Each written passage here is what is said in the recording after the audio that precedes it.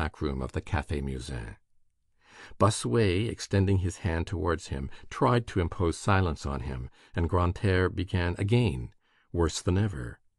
"Aigle de Meaux, down with your paws! You produce on me no effect with your gesture of Hippocrates refusing Artaxerxes' bric-a-brac. I excuse you from the task of soothing me. Moreover, I am sad. What do you wish me to say to you? Man is evil, man is deformed. The butterfly is a success. Man is a failure. God made a mistake with that animal. A crowd offers a choice of ugliness. The first comer is a wretch. Femme, woman, rhymes with infâme, infamous. Yes, I have the spleen complicated with melancholy, with homesickness, plus hypochondria, and I am vexed, and I rage, and I yawn, and I am bored, and I am tired to death, and I am stupid. Let God go to the devil."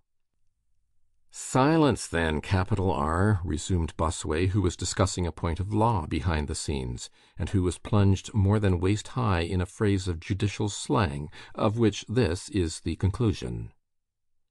"And as for me, although I am hardly a legist, and at the most an amateur attorney, I maintain this, that in accordance with the terms of the customs of Normandy, at Saint Michel, and for each year, an equivalent must be paid to the profit of the lord of the manor, saving the rights of others, and by all and several, the proprietors as well as those seized with inheritance, and that, for all emphyteuses, leases, freeholds, contracts of domain, mortgages—" "Echo, plaintive nymph," hummed Grantaire.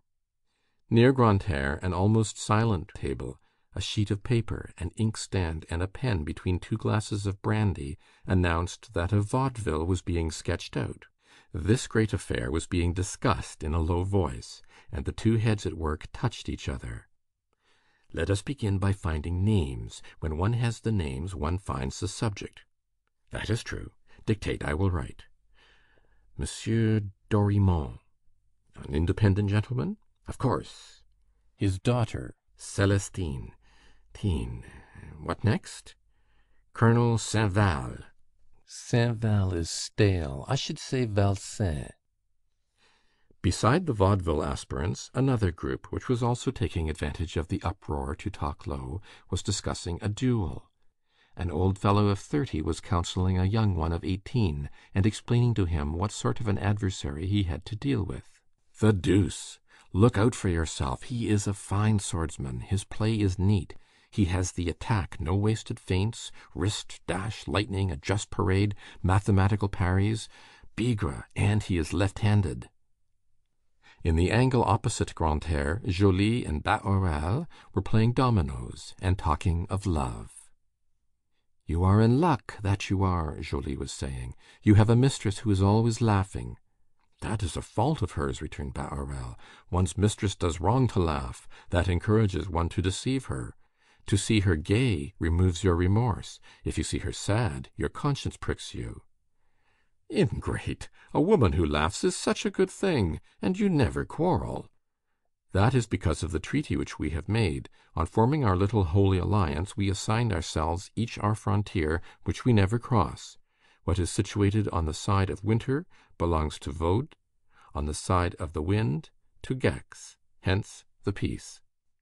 Peace is happiness digesting. And you, Joly, where do you stand in your entanglement with Mamselle? You know whom I mean." "She sulks at me with cruel patience." "Yet you are a lover to soften the heart with gauntness." "Alas!" "In your place I would let her alone." "That is easy enough to say."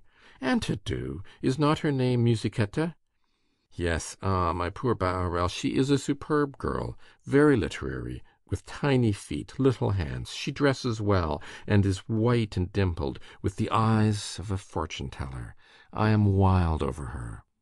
"My dear fellow, then in order to please her, you must be elegant, and produce effects with your knees.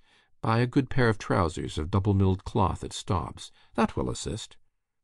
"At what price?" shouted Grantaire. The third corner was delivered up to a poetical discussion. Pagan mythology was giving battle to Christian mythology. The question was about Olympus, whose part was taken by Jean Prouvaire out of pure romanticism. Jean Prouvaire was timid only in repose. Once excited, he burst forth, a sort of mirth accentuated his enthusiasm, and he was at once both laughing and lyric. "Let us not insult the gods," said he. "The gods may not have taken their departure. Jupiter does not impress me as dead. The gods are dreams, you say? Well, even in nature, such as it is today, after the flight of these dreams, we still find all the grand old pagan myths. Such and such a mountain with the profile of a citadel, like the Vigne Mall, for example, is still to me the headdress of Cybele. It has not been proved to me that Pan does not come at night to breathe into the hollow trunks of the willows, stopping up the holes in turn with his fingers, and I have always believed that Io had something to do with the cascade of Pisvache." In the last corner they were talking politics. The charter which had been granted was getting roughly handled.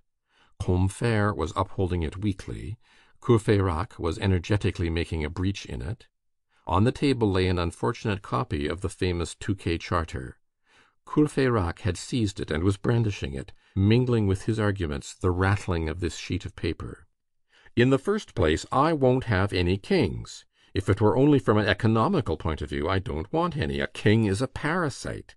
One does not have kings gratis. Listen to this: the dearness of kings.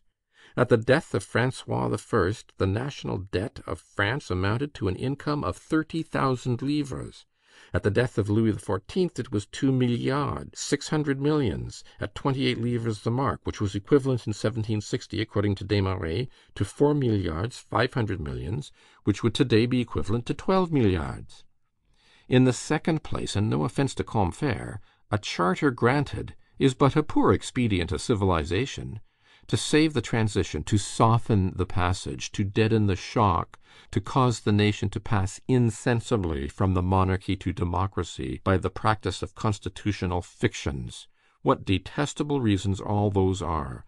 No, no, let us never enlighten the people with false daylight.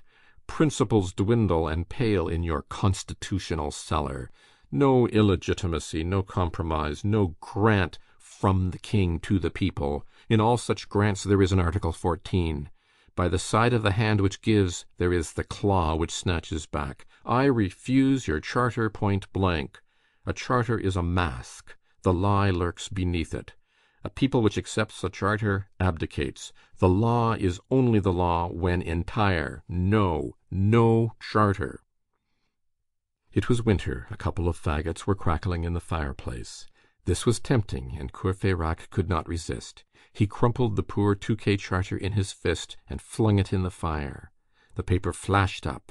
Combeferre watched the masterpiece of Louis XVIII burn philosophically, and contented himself with saying, "The Charter metamorphosed into flame." And sarcasms, sallies, jests, that French thing which is called entrain, and that English thing which is called humour, good and bad taste, good and bad reasons, all the wild pyrotechnics of dialogue, mounting together and crossing from all points of the room, produced a sort of merry bombardment over their heads. End of Book 4, Chapter 4.